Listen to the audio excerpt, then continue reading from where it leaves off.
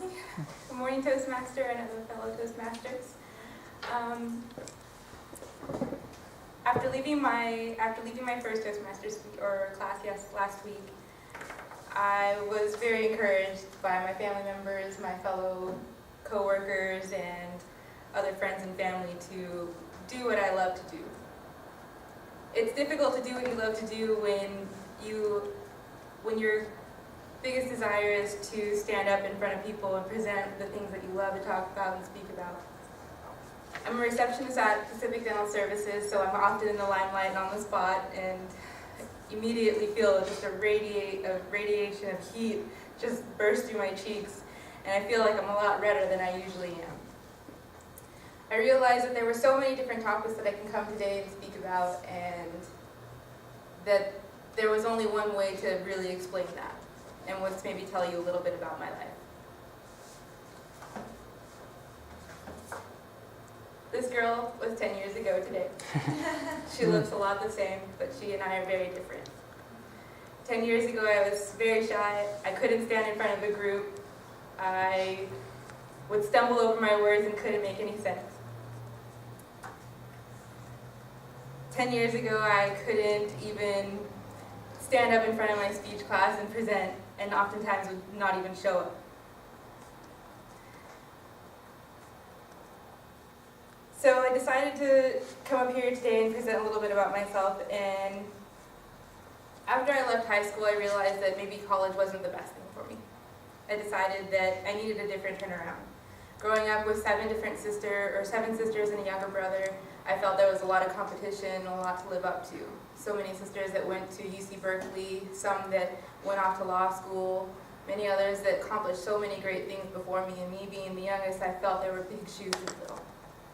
So I decided to take my turn, and I went and I decided to work right away off the bat.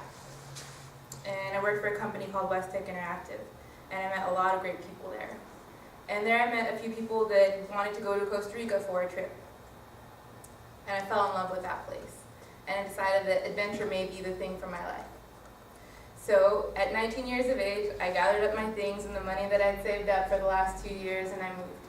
And I moved to this new place that I had so much anticipation for. I thought that, I was going to venture off and have all these crazy Indiana Jones adventures and, find the lost ark and discover new things and find gold maybe. Become rich and never have to work again. But I was wrong. And when I found out there that it took a lot of hard work. So I went there and I started a tourism business, and many people at home kind of laughed and wondered, what are you thinking? Why would you do that? Go to school, you're young enough, just come back and do that. But I knew I'd already committed myself, and I decided that I was going to do that. So I continued my business, and tourism was really difficult out there. So many people were already doing the same thing. And I continued, and I didn't listen to the people that put me down and, wanted me to come back home and kind of give up on that dream. And so I continued on. And I realized, tourism wasn't working. But property management was a great idea.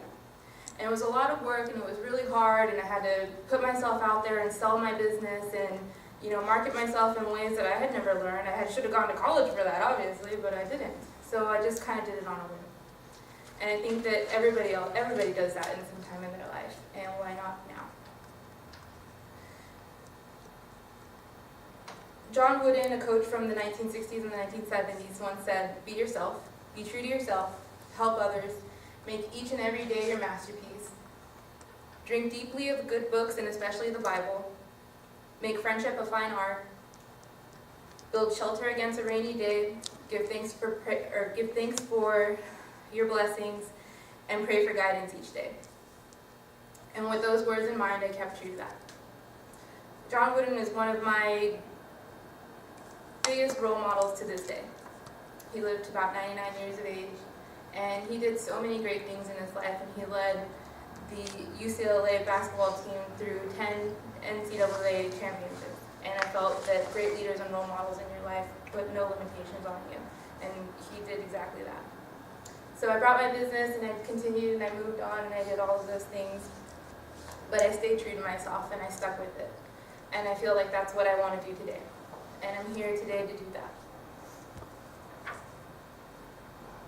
my parents always told me not to put any limitations on my life, so I continued on, but at one point I realized that I missed being back home and that self-education was something that I was lacking. And to continue that, I realized that I needed to come back home and venture down that road. When I came back, it was a real culture shock.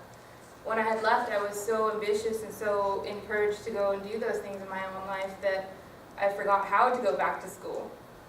And it took me a long time. And so that brings me to here into now, and my new journey into self-knowledge and exploration. That there is no measure to that, and that you don't ever have to stop learning and you can continue to grow.